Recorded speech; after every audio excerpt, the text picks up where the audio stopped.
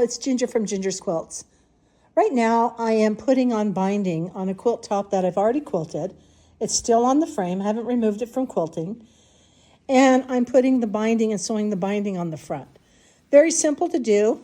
All you do is you make your binding. I make mine 2.5 inches, and then I fold it in half. And then I put my, and press it. Put my raw edges together, matches up with the sides.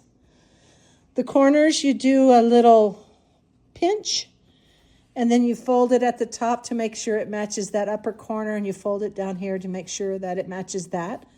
You just sew right to the edge, right before it, you can feel the fold, and then you restart it on this side, right where the fold is, and then come on down.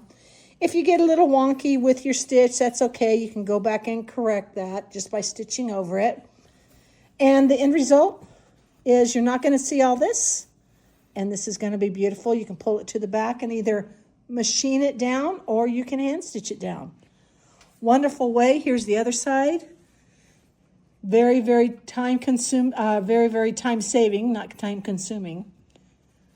So let me know if you're interested in me sewing your binding to your quilt top when I'm quilting your quilt. Thank you.